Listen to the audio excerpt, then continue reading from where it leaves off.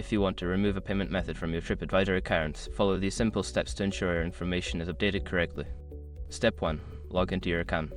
Visit the TripAdvisor website and log into your account using your credentials. Make sure you are accessing the correct account associated with the payment method you wish to remove. Step 2. Access account settings. Once logged in, navigate to your account settings. This is usually found by clicking on your profile picture or name in the top right corner of the page, then selecting Account Settings or Profile. Step 3. Go to Payment Methods. In the Account Settings menu, look for a section labeled Payment Methods or Billing Information.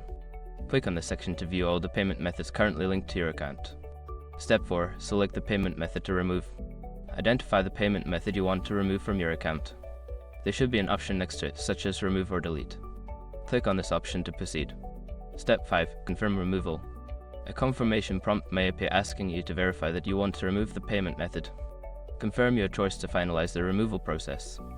After completing these steps, your payment method should be successfully removed from your TripAdvisor account. If you encounter any issues, consider reaching out to TripAdvisor customer support for assistance.